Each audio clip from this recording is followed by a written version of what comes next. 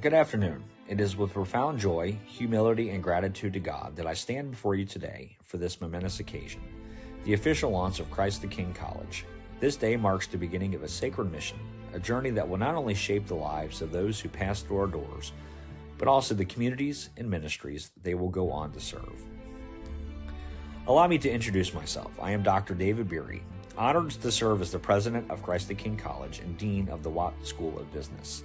It is both a privilege and a profound responsibility to lead this institution, one built on the unwavering foundation of biblical truth and passion for equipping individuals to fulfill their calling to God.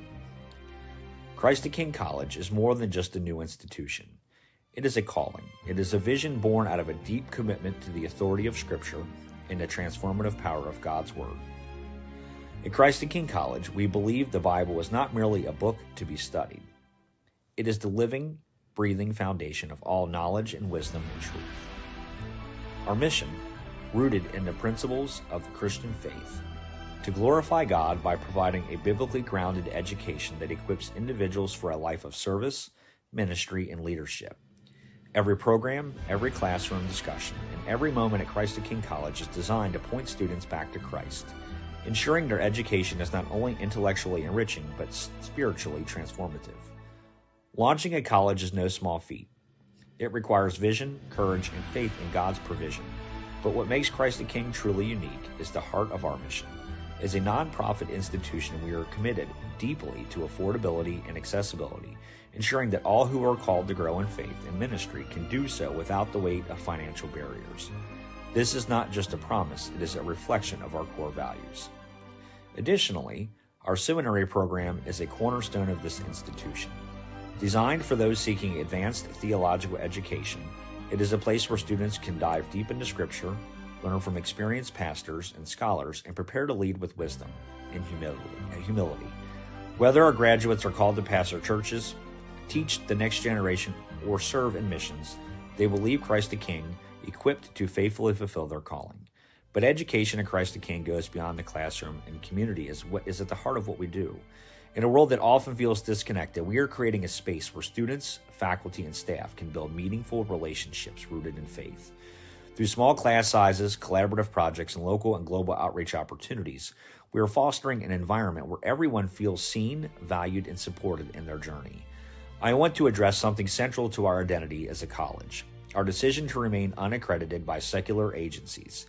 This was a deliberate and prayerful choice grounded in our unwavering commitment to the biblical authority.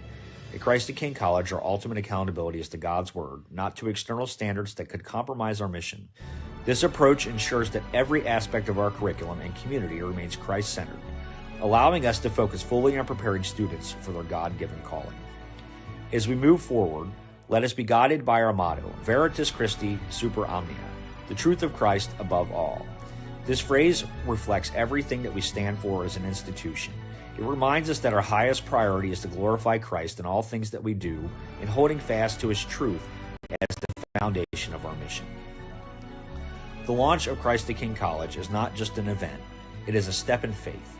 It is an acknowledgement that we are called to do something greater than ourselves. And through God's grace, we can create an institution that transforms lives for His glory. We are not simply building a college. We are building a legacy of faith, service, and ministry that will ripple through generations. I'm honored to lead this effort and to stand alongside of each of you, faculty, staff, supporters, future students, as we embark on this journey together. The road ahead will not always be easy, but with faith in God and unity of purpose, there is no limit to what we can accomplish. So today, let us commit ourselves to this vision. Let us dedicate our work, our hearts, and our prayers to Christ the King College. Let us trust that God, who began this good work, will be faithful to us and faithful to everyone to help us complete it. Thank you for believing in this mission, for answering the call to be part of this moment, and for joining us in building something extraordinary. Together, we will glorify God and equip individuals to impact the world with love and truth of the gospel. May God bless this institution, its students and faculty, and the work we are called to do in His name. Thank you.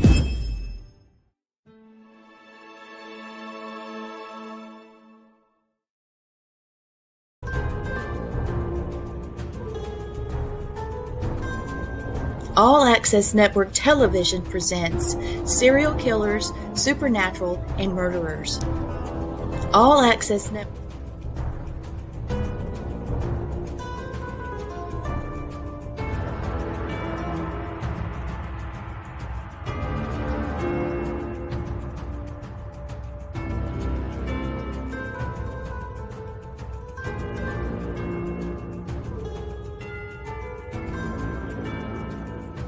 John Douglas, a former FBI special agent and criminal profiler, said that a serial killer is the human manifestation of evil in its most pure form. This reflects the chilling nature of serial killers as seen through the lens of a criminal psychologist. This is an 8-week special. Don't miss it on All Access Network Television. The opinion expressed here do not necessarily reflect the views of the network production company. Viewer discretion is advised. This program contains violent content which may be too intense for some viewers and listeners. Viewer-listener discretion is advised. This week on Serial Killers, Supernatural, and Murderers.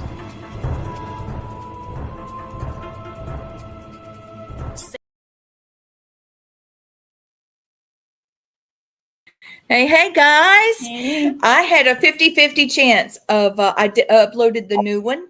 And of course, the one that I looked, I said, God, I've got 2 on there.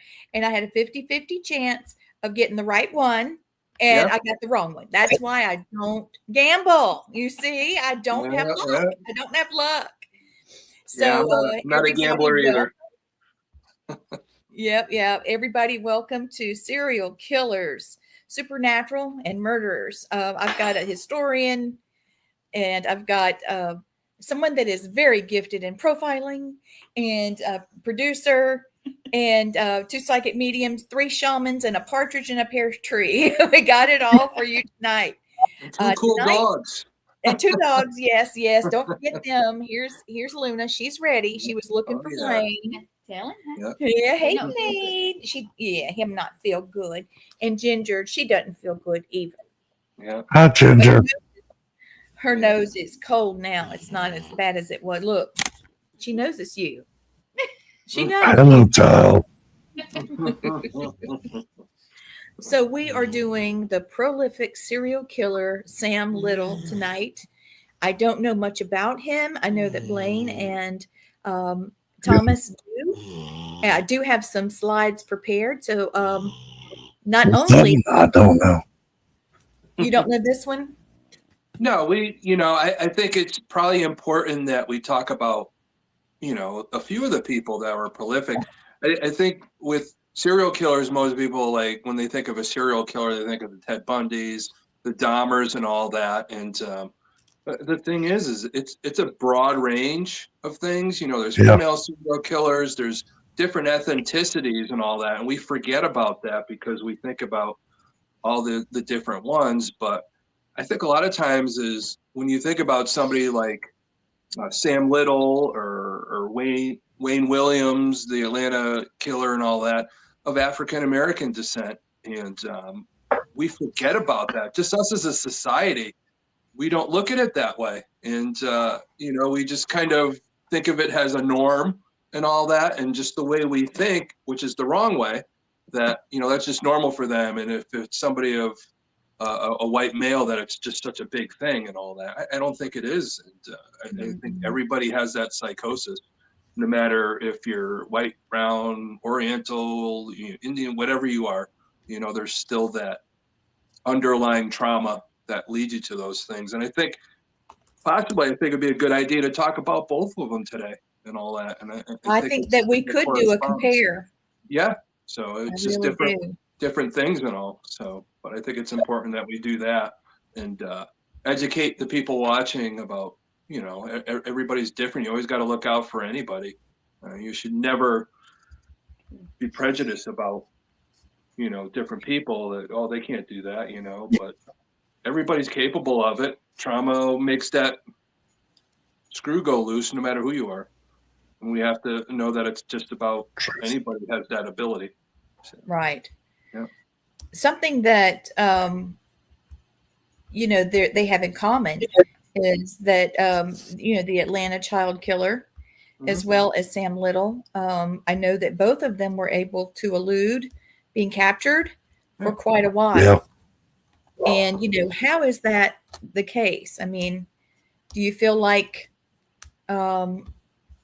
it's because of the way that they prayed after the victims they did? blended in. Yeah. Say it again, Blaine. You broke up.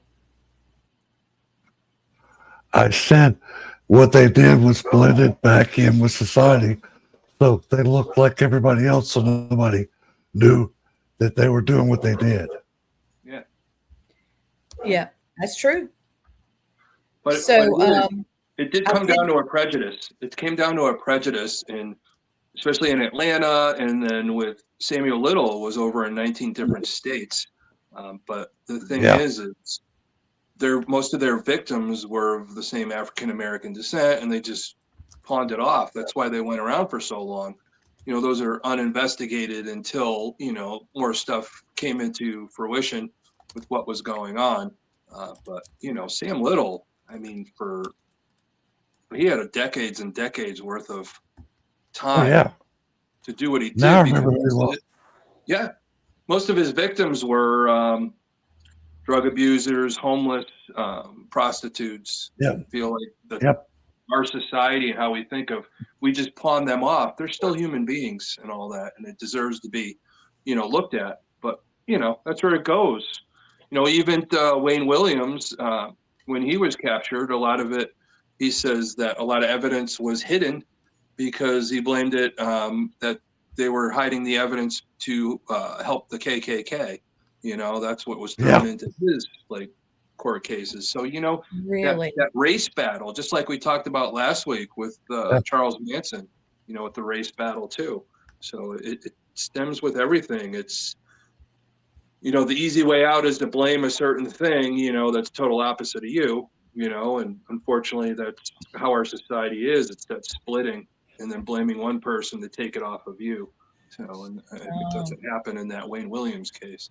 So, So I'm looking really quickly for some similarities between the two. What were around the time frames? What era did all of this happen? I know Blaine's probably more versed on Wayne Williams than I am and all that. I know he probably looked into it beforehand. Blaine, do you remember? You did Wayne Williams, I believe. Yeah, Williams was during the 80s, and Little, like Thomas said, he went over 3 decades. God. And Williams just used the muse of getting these kids record contracts where they could be rappers. And he used that want to get out of the ghetto to get their attention. Well, we have to remember back in the 80s, there was some video gaming, but not much. Kids were outside until the lights came on outside, and then they'd usually go in. But in Atlanta, that's not so much the case. These kids were actually out doing errands for strangers. for money. They'd take their little bicycle and ride to the grocery store or the corner market for a neighbor and bring back food that the little lady sent him after, and then she'd give him some of the change. And that's how they were so easily captured. Here's some information. Okay, so they both killed for long periods of they have long-term criminal activity.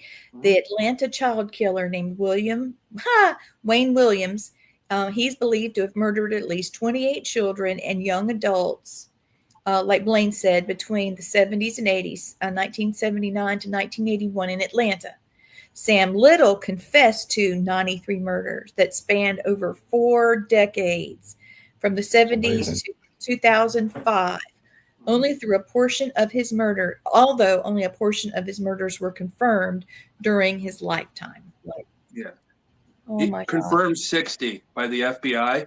The reason why they were able to do it is one of those things that, Wrestler and Johnny Douglas and all that, and I think it was a detective out in California put together VICAP, the Violent Criminal Apprehension Program, where all these different states, if there was a murder, they would put in all the information and see how that would match up.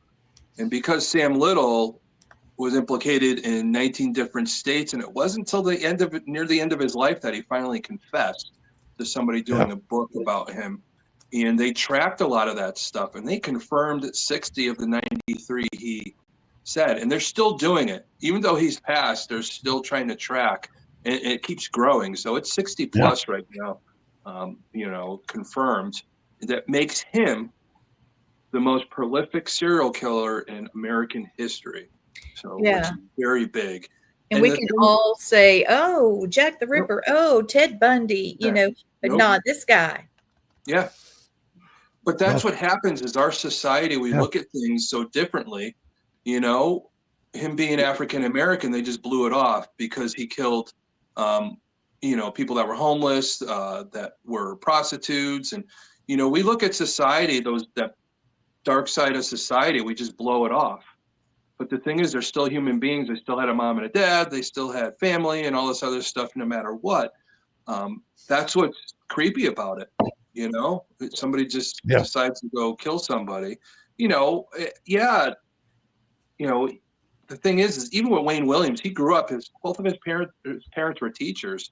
He had that supposed normal life, but you look at Sam Little, he grew up in, a young teenage mom that was in prison at the time when he had him and all that. He lived with the grandparents, and you got that side of it when you're comparing. But, again, it goes, what's that one thing that makes people get to that point? Even with John Douglas even did a profile on Wayne Williams and all that, but he was never implicated or never went to court for the children in Atlanta. He was implicated, but they never proved it. There wasn't enough evidence. There was other people that he killed. They just because he was that proximity and that time and what he was doing, so they never proved it. And that's they got him in travesty too. Is that? Yeah, they got him in prison, but it wasn't for the children's murders. Nope. Here's some info about Sam Little. Chat GPT and me are great friends tonight because I told you I don't know these guys. All right, so Sam Little, that's a name that chills the bones. For decades, he slipped under the radar, a predator hidden in plain sight. He had 93 confessed murders. He is the most prolific serial killer, but his reign of terror went unnoticed. Okay, we talked about this one, I do believe, about the time frames. So they both had long periods of activity. They both had the same type of victim overlook.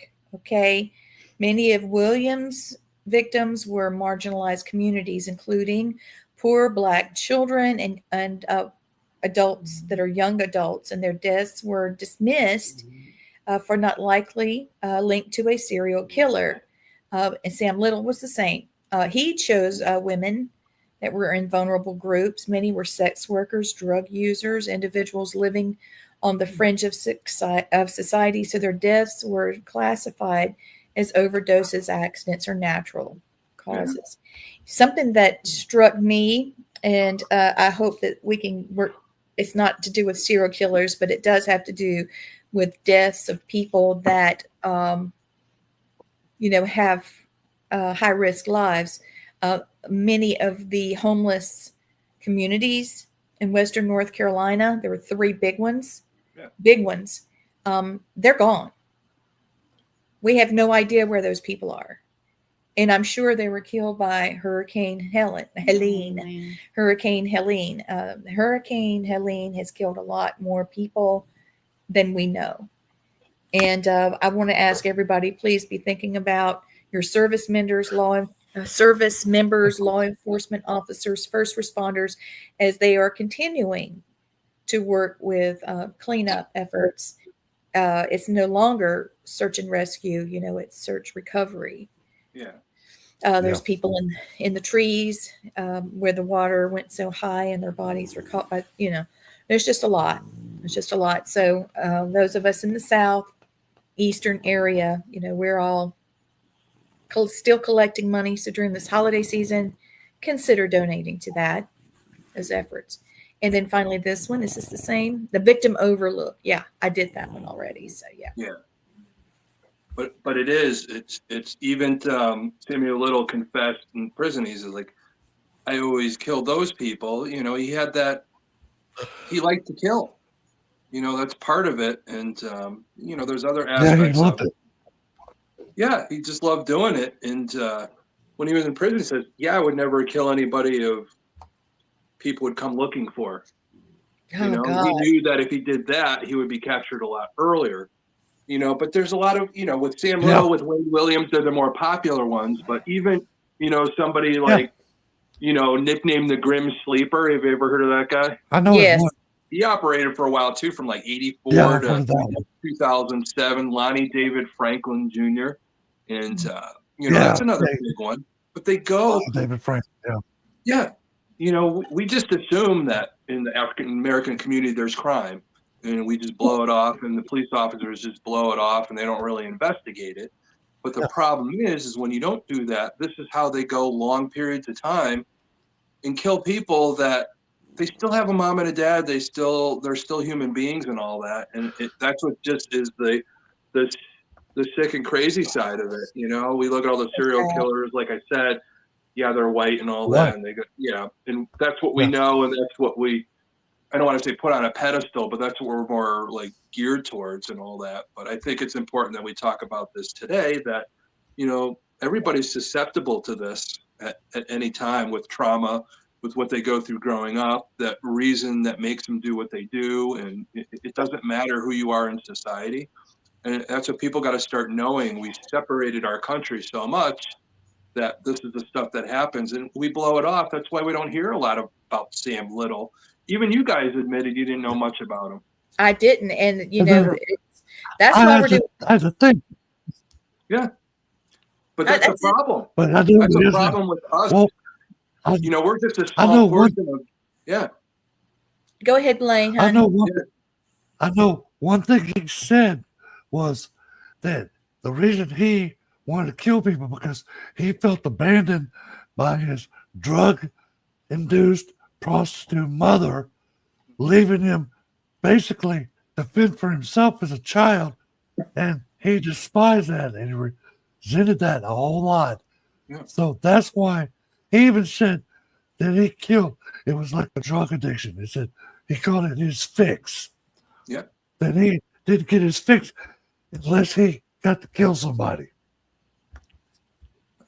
It's crazy because it doesn't matter who you are, the way you feel. And the thing that aggravates me is these are all human beings. They all have souls. They all, like I said, and we just blow it off. And that's what we have to remember as a society, that everybody's important. And we can't forget about them. Sam Little did not see them as human beings. He saw them as a ways to his means to get his fix on. Yeah, but to him it was. But there's a lot of people in society that aren't serial killers that look at them that way too. Yeah. Sure. He felt also, not only did he like killing, but he also felt it was his job, his calling, which is another. He took on 3 types of the 4 types of serial killers, Yeah. that God told him that he must kill all these people, or he felt like he needed to rid society of this type of, people. So Yeah. it's a lot of different things. The only thing was missing was monetary gain. Oh my God. So, we looked at this one Yeah. that they had long periods of criminal activity. They both had a victim overlook of looking for people that were high risk lifestyles, and they were able to evade the law despite suspicions. In a lengthy investigation, Williams was only caught after being linked to 2 adult, just like you said, Tom, 2 adult victims through physical evidence, though many of the murders were unsolved for years. And then Sam Little, he evaded capture for decades, with many of his murders going undetected and misattributed to others. It wasn't until 2012 that he was caught and convicted of his crimes. That just scares the crap out of me. And then this one I wanted to show you. I'll have more in a second, but Williams is believed to have targeted his victims with a clear method, often abducting them and then killing them before disposing of their bodies in rivers or wooded areas. Sam Little also had a signature method. He strangled them, often after luring them to secluded areas, and then he left their bodies in out-of-the-way locations. So they just disposed of them. One of the nicknames the police gave Sam Little was because of what they found after the choke and stroke. So, I know we put the warning out on the, people listening, but he would strangle them to death and then he would masturbate on them. So that's where he got the choke and stroke. Oh my God. Yeah. The guy was just crazy. Even with Wayne Williams, the reason why he got caught is they started finding these bodies by this bridge and all that. So they had police stake it out. Right. And they heard a splash, and then they recognized like a car and traced it to Wayne Williams and all that. And he failed the lie detector 3 different times and all that. And the person that they found a couple days later floating in the river was last seen by being with Wayne Williams. And that's kind of what led to it. Well, the funny thing about that is, Thomas, is they did stake those bridges, and they, like you said, they heard the splash. They pulled him over, and he talked his way out. Said he was doing a recording session, and he was going home. Yeah, it was some female he was recording, but that's how he got out of it. But they brought him in later because there was a body like a couple days later that came up on shore, and they remember that part, and they kind of linked it. What they got him with was fibers from a Greek carpet inside of his house. Yeah. And dog hairs from his shepherd. Yeah, because it was the reason why that's the thing is when they found this guy, it was enough evidence for them to get that search warrant to find those fibers and all that other stuff. So, but you're right. All that stuff leads to something, and it's that one thing. It's like with a lot of these serial killers, they'll go on killing. It's the weirdest stuff that they get captured with, like a parking ticket, or a parking ticket. Look at Al Capone, right? It's like double luck that we capture some of these guys. Like I told you before, we know the pattern. We don't know the fingerprint until we actually capture them and sit them down and talk to them, like Douglas and Ressler did, and all them guys when they put together that Mindhunter type of, thing with interviewing them to put together the BSU and being able to come up with the idea of doing, the violent criminal apprehension thing is the reason why we're able to put together some of this stuff. Like Sam Little, if it isn't for VICAP, they wouldn't have been able to put an end to a lot of these murders. He was like 19 different states. And that's a lot. Yeah, because the thing is he was in prison for something different. Then they matched his DNA to 3 murders in California. That was what he was in jail for. And then they started him. Yeah, he would admit to stuff. They used VICAP for what he described, and they were able to pinpoint all these different murders in 19 states. So 60 of the 93 that I know of at this point. But I know there's a few more, but they haven't been totally done with. They're still in the midst of it right now. It's crazy. So, and, you know, you don't know what you're dealing with sometimes. There's a lot of that stuff that keeps going on. I tell you, one of the things that I loved with the Wayne Williams case was the three mothers that never gave up. They had just haunted and haunted those detectives and wanted God answers. bless them, and they were so brave. Mm-hmm. I had so much respect for them because they never gave up. Never. And even though they never got the answers they needed, because Williams was such a coward, he would never admit what he did to those children. Yeah. He's a garbage. Yeah, they haven't been able to pin it on him. No. You know, and I don't know if he was part of it or if somebody worked with him or something. I don't know what it is. No. Well, one of the things too, Lee was talking about earlier, is they would run errands for this lady. She had like a little store in her house for the projects.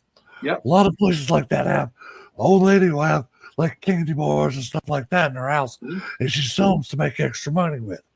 Well, Wayne Williams actually followed this kid up into the projects, and if it wouldn't been for the old lady had the store, she let him in the door, or that child would have died that night. Yeah. Oh, I remember that one. Oh my God. That kid started screaming and he was banging on the door, let me in, it's him, let me in. And she came out and stood between that child and Wayne Williams. And he finally went on and he was just hanging on to her and said that was him. And damn if it wasn't him. Sure and enough. he would be dead and in a hole or in water. If it hadn't been for her. And he even said that. And she's the reason why some of this was even why he was even captured. Now, but the crazy part is what I don't get is one of the best profilers that we know in American history. A list from can't find anything attached to Thank Wayne you. Williams with these kids. I know that's the scary part. That doesn't mean that he's not foolproof. I think he overlooked something, and I'm not afraid. I will talk to John Douglas myself face to face and go over this if he wanted to. You know, put him out there, buddy. Do it. Let's challenge. Let's look like why he doesn't think that is. What's the evidence? But the thing is, there's no such thing as a coincidence and all that. You're in the proximity of a lot of these kids that have gone missing. Then that's smoke, there's fire. Like you said, that's what he preyed on those kids, thinking they're going to be huge, multi-million-dollar rap stars. Mm-hmm. And you come out of the projects, hey, you're looking for every little thing you can to get yourself out of the hood. You know? That's definitely a predator. You take something like that, kids that just are so desperate to get out of their situation, they have some talent, you're taking advantage of that. Case in point, look at what we're looking at right now. Sean Diddy Combs, P. Diddy, and what he's done to a lot of these young kids. It's the same thing, but predatory. It's on a higher thing now. I don't know if anybody died or anything. Yeah, it's the same thing. Some of these people, they get in those positions of power and they take advantage of people. And Wayne Williams led to murder. P. Diddy, I don't know what he's attached to. Who knows with some of the, murders that went on that are part of that rap world that he might have been part of as we look into it more and more. Exactly. But it's the forgotten stuff. We just brush it off as it's just the way of their society, the authenticity. We just blow it off, and that's the problem with our country is we keep separating each other. All right. We should all have the same rights. It doesn't matter who we are. We should all be on the same. Yeah, nobody's better than anybody else. Woo, speak it, Tom. Yeah, our law enforcement's got to be that way too. I'm joking, Tom. I got to show you something, Blaine. Okay, show me, please. You ready, Tom? Yes. I need y'all to look at this because it messed me up. Yeah. Let's rock. Come on. Yeah. Oh shit. Yeah, I've seen this picture before. Okay, this is the new information freshly released from Texas Department of Public Safety. Yep. Okay. Sam Little was gifted. He had a photographic memory. Yeah. And he drew pictures of his victims. I thought that's right. Yeah. And here they are. Yeah. Holy shit. A majority of his time was in Texas. So that's where most of the victims that he had said he had killed were part of.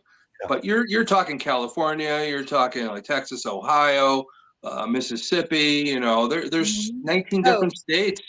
Yes, Savannah, Georgia. I've got a list. It's just unbelievable. But part of the article says Little has a photographic memory and was able to describe where he met and killed the victims, where he left their bodies, and what the victim looked like. He lacks the ability to accurately judge time frames and distance, but he has been proven to be off by even 10 years to 40 miles. But he has a photographic memory, and he provided all this information. And there's a huge list online. I'll try to figure out how to put it on here. But a lot of these, they were already classified being killed a different way or by some other person. Yeah. And he said, "Nah, that was me." Yeah, the thing is near the end of his life. He's proud. The thing was that the only good thing he really did was he wanted to come out and say what he did in case somebody was in prison for his crime. He wanted them to be able to get out. He didn't want them to be in prison because of him. So, but the thing is he drew all those pictures. Do you realize he was in his late 70s when those pictures were drawn? These are like murders that happened years ago, and he was still able to. The last time he was in, they rode him out in the wheelchair. Yeah. It's crazy. You know, he died when he was Makes 80. you wonder, though. Yeah. Do you think he embellished a lot like Henry Lee Lucas did and just said he killed those people for more notoriety? Or do you think he actually killed them all? Well, I think, Lucas is more of a liar. I think a lot of it was proven not true. Sure. But the thing is with in this situation, a lot of them are proven. He admitted to what he did, the pictures, the bodies that were found, the evidence through VICAP and all that, the way the scene was. 60 of the 93, and it's still growing. I think some of them will never be solved because it's hard to solve something if the body was never found. You know, but I mean, I really put more into Samuel Little. I believe that he killed 93 people with the photographic memory and the number 93. You know, it's a different number. You know, if he said 90, then you'd be like, oh, it's an even number. It's an odd number. Yeah. Telling me that he knows exactly how many people he killed. So, you know, but other people like you're talking about, you know, some people just want to be remembered, whether it be famous or infamous. You know, some people will say, yeah, I killed this many people just to try to be more famous than the next person. Everybody wants to be better. It's our society. We want to be better than the next person. But, Henry Lucas I think he thrived on all the attention he got because, they were bringing him cigarettes and coffee and beer. He got all this stuff for free and just didn't. I don't know how many he actually killed. Well, he admitted to something that he did have a partner at one time. I forget what his name was. And there was the talk that him and the other guy. Yeah. You know. He was supposedly the one that killed John Walsh's son. Exactly. Oh, yeah. A whole TV show came out of that whole thing, you know, and John Walsh and the money that was raised and all that for this type of stuff and this type of investigation is profound. And you know, but they lied so much. It's like now the Walsh family is like, well, did they kill him or not kill him? I think John said recently that all this time he believed that Otis Toole could kill him. But now he's not so sure. He thinks it might be someone else. Yeah. You know, because Otis O'Toole, you know, he was taken out of a place, and was he in that area at the time? There's so much that goes into it Yeah. that we forget. Here we're talking about different serial killers and all that. People got to understand there's a lot of time that goes into this. There's a Yeah. lot of data that goes into this. We're talking about some of the most profound things psychologically that you could talk about. Yep. And the things that we do to each other that's just grotesque, that some of these people do. It's crazy. Little attacks so many people that he really doesn't know which ones died and which ones lived. Yeah. And there are people that are rape victims of his that that's the one right there that he doesn't know whether she lived or died. Yeah. He enjoyed taking them into parks and doing whatever he was going to do there, and then just leaving their bodies and backing out. He didn't want to disturb how he presented them. Yeah. A lot of it is he raped. There was a lot of he had a girlfriend for quite a few years, Aurelia or whatever, O-R-E. Yeah. And all that for years, and they went across the country just shoplifting. That's how they lived. They went from state to state stealing to survive, and so she's pretty much probably accomplice to it. But she died from I think she had cancer or something. She passed away. But they were together for a long time. They were like, Bonnie and Clyde, I guess you really look at it. Dorsey. Yeah, Aurelia Dorsey, Mm-hmm. since deceased, supported them both through shoplifting. Yeah. My brain hasn't I was wondering how the crapper yet. Well, I was looking it up. Yeah. that's what I was wondering. It's like 19 states. What do you do for a living, for gas money, places of food? But that makes sense. They shoplifted. Yeah. Yeah, They shoplift what they needed and all that, and they went from state to state. Well, that's what you got to do when you're a theft. You're doing whatever you're doing. You keep moving to keep the heat off you. They know they're doing it wrong. So the thing is a lot of serial killers, they don't care. But I'm really thinking that Samuel Little knew a right or wrong. So he knew that he had to move from state to state. Yeah. So, that's part of it that makes him very prolific. Is he did have an idea of right or wrong, but he still did what he did. Yep. The problem is he just didn't care. I mean, he got off on killing people. Well, that's the thing is nobody cared about him growing up, so he didn't care about anybody else. I think that's the catalyst right there. I agree. Yeah, I agree. That's what's great when we sit here, we talk about this stuff. Even what I said before, when we talk about this stuff, people got to understand that are watching. These are things us as parents or anything like that. We recognize these things, and we have to be there. But we have to be there for each other, even in adulthood. You see something that doesn't make sense. We got to let people know that we're there for them. It doesn't matter who they are, what ethnicity, anything like that. We just push people. Oh, you're homeless. You're African American. You're all this other stuff. But when we do that as a society, as us as a country, this is the stuff that happens.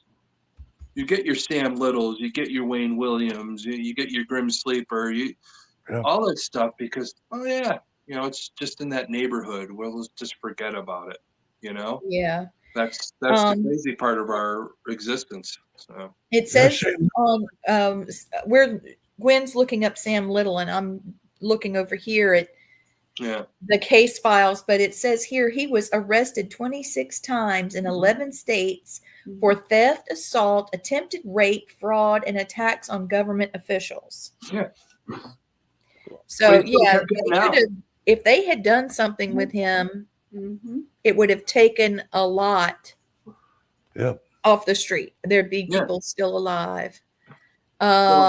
He was first arrested, I think, in the 60s and all that. If they 61. That's what I was. Yeah, and the thing is if you cut it off from there, who's to know how many people would still be alive? Yeah. But nobody gives a crap. Our court system is messed up. It Yeah. is messed up. It's not functioning at all for Plus this kind of thing to happen. I hope that it's better now, but Yeah. I don't think that it is. Um, what I I'm think looking our at problem now, is as a country, I'm going to look at it this way. I'm going to tell you right now, us, three of us, you know, shamans, we understand that there's trauma that needs to be healed, Yes. but yet Yeah. this trauma goes on and nobody ever gets to healing for it. And when you don't heal from it, these are the things that happen. That's when Yep. things like change in your head and all that. We need to be there for each other. We need to see that ancestral trauma or what brings us to this point. Yeah. And this is what happens with a lot of these people. They become infamous that way. But I think if there was an intervention at a certain age, we Yeah. wouldn't be talking about some of these people. And that's the problem with our society. It doesn't matter if you're black, white, female, Indian, whatever you are. Everybody has those feelings, those traumas, and that's the thing that switches. I'm gonna put these drawings back up. Yeah, it's If you crazy. look, there's some that are mixed, Yeah. some that are Latino, Mhm. some Yeah. that are black. They didn't care. No, nope. Nobody cared. Mhm. You know, I know the Latino, the Cuban ancestry, the black. Yeah, nobody cares. That's a problem with us. We need to care about us as a soul, as a spirit, as a human being, and all that. Well, I And you think that guys all know, of us, as shamans, we do care about that. We do have empathy for the spirit, for other people, and all that. And yeah, I've gone into places, done investigations where somebody was killed that was homeless or something like that, and it was just they still need to be healed. They still need to know, hey, you passed away. Let me give you the words to help you. I've helped many people that society just threw away. I've had to do Yeah. like a prayer, like Yeah. like a funeral. And Blaine and Matt, we call it the Cemetery Club. They've actually done military funerals in cemeteries. Mhm. Blaine, you could probably tell more about that, but But they actually they go deserve ahead. that right. That they earned that right for that military ceremony. Yes. And probably me and Matt did them because we're connected to the military people. No matter what your color was or what your creed is, whatever it was, if you put a uniform on, you were part of our family. Yeah. And we've felt you deserve that. But you're right. That's the thing that pisses me off the most about our country. We give all this money out to all these other countries and all that. Thank you. The thing is we need to use this money. There's homeless veterans that fought for Thank this you. country to have our freedom and all Thank that. you. It is ridiculous. Oh, I agree. There's nothing worse than me talking to somebody that passed away, that took their own life. They're stuck because of the trauma that nobody gave a crap about them. Yep. And all that. And I got to help them pass on. It's Yeah. like, why do I even have to have you pass on? You shouldn't have been in this situation to begin Thank with. you. And that's what saddens me. And when I do my job as a shaman or going each side of the veil to help people, that's the crazy part of it. And even what we're talking about now, He you said know, each side of the veil. Yes. yeah. Yep. But the thing is That's beautiful. it's crazy because even when we talk about the serial killers, this is just people, oh, they're homeless. Let's just forget about them. No, some of these homeless women, who knows that they didn't serve military time or anything like that. They're down on their luck. Thank you, Shane. Yes, Shane. I'm just hoping that, I always hope every day that things change and people see things. I look at things so differently. I know you guys see things the same way I Giving do, me chills. but Oh yeah, I'm sitting here with them on my arm for real. yeah. Thomas, I can the way I look everybody. at it, we do what we can do. Yeah, We cannot do it all, but No. we do what we're supposed to do. exactly. As best we can. Yeah, I mean, there's times I go to sleep at night and I'm like, what the hell is wrong with us? Yeah. It's sad, but I'm so empathetic that sometimes my boundaries just hurt my heart and all that. You know, it's hard to put boundaries on certain things, but you know, I've dealt with a lot of stuff, and I know you guys have too. But we have to remember that nobody, everybody's important. You're a human being. You're important, and when Yeah. we start remembering that as a society, a lot of this animalistic stuff that we see, these Samuel Littles, these Wayne Williams, these Grim Sleepers, these whatever you want to say, you know, that a lot of that stuff starts going away. We need to take care of each other. We need to, as parents, we need to recognize this stuff in our children. We need to be there for them, not overly parent, not underparent, to be there just right and all that to take care of things. And, you know, I get emotional about this stuff, Yeah. you know, and we need to know that as a society and people watching right now. Yeah, we're talking about serial killers, but we're talking about each other, human beings that we see on a daily basis, you know. And I've said it before that your whole lifetime you're going to come into contact with 33 serial killers. That's scary. Yep. Yeah. That really is scary. Directly or indirectly. It's frightful. It is. Yeah. It is. You might walk past one every day you don't know. Or you drive past them or see them out in their yard cutting their grass and, you know, just think it's okay. It's just do a citizen. Yeah. But it happens all the time. People say, oh, I didn't even, somebody kills and, oh, my next door neighbor, oh, they were such a nice person and all, you know, you don't know. You know, a lot of serial killers are, you know, so, you know, psychopaths, sociopaths, whatever. Sociopaths tend to, you know, their social, it could be very bad socially or very good socially. You know, it goes that different parameter that they could really, like, you know, like somebody like Ted Bundy, like, oh, he's a great guy and all this other stuff. No, he's a cold-blooded killer. You know, you don't know. You know, that's such the craziest part as you deal with different people. You never know. You keep your guard up in watching us doing shows like this or anybody else doing shows like this. We're Educate educating yourself. people. See, I'm too nice. Yeah. I mean, You know, I you look have at to this have guy, that line. Sam Little, and you know, I would have been so nice to the Sam Little guy. I mean, I'm looking at his picture, what he looked like before, what he looks like now. Yeah. I'd have just hugged him, you know, just no fear, none. Well, he looked like that big teddy bear. He was a big guy and all that. Yeah. You don't know. He looks like he's got a feeling like George Foreman. Yeah. You know, just as sweet. You know, oh my God. You know, But the thing is it's crazy is because he would overpower people so easily. Because when he first got into prison in the 60s and all that, he got into boxing. He considered himself a boxing prize fighter. You know, you think about when somebody's good at fighting or boxing, how he could overcome anybody. Pretty much, he was a big dude. So he's got the instinct. Yeah. Yeah. What happened to love your neighbor as yourself? Yeah. Lawlessness will increase and the love of others will grow cold. Yeah. Exactly right. So we're out of time. Yeah, we are out of time.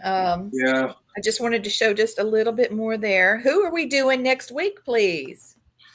We're doing Pam Hupp is the craziest case, I think, in the history of the U.S. I mean, oh my God, it's so crazy. But the great thing about it is we're going to have on with us Rebecca Pittman, who wrote the quintessential book about Pam Hupp.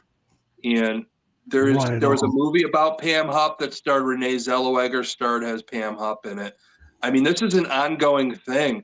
There's still stuff going on to the point where they convicted her of one murder, but now she's to the point where there's two other people making her a serial killer.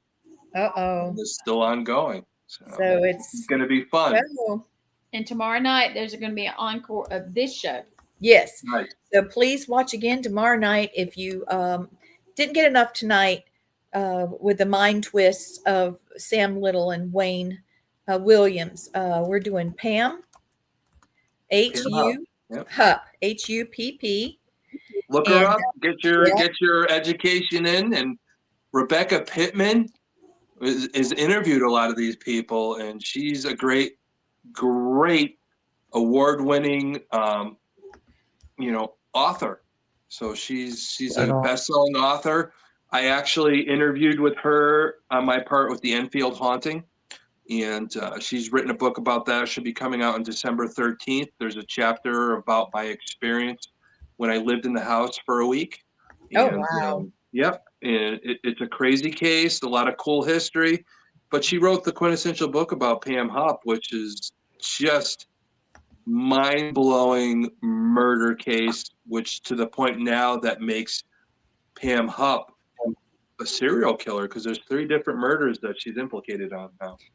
Check this out. This is what Mr. Little looked like back then and what he looks like now, and see how he can look like George Foreman and Big Teddy Bear. But you see on the left, Yeah. True Eyes of the Monster. Mhm. And then next week we will have the murderer next door, Pam Hupp. Nice. Okay, thank you guys for watching us.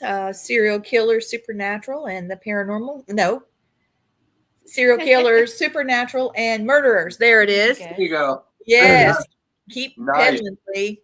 Thank you for watching, and we will see y'all next week. Yes, good night. Bye-bye. See ya. All right. Where's the thing? Where's the thing? There it is.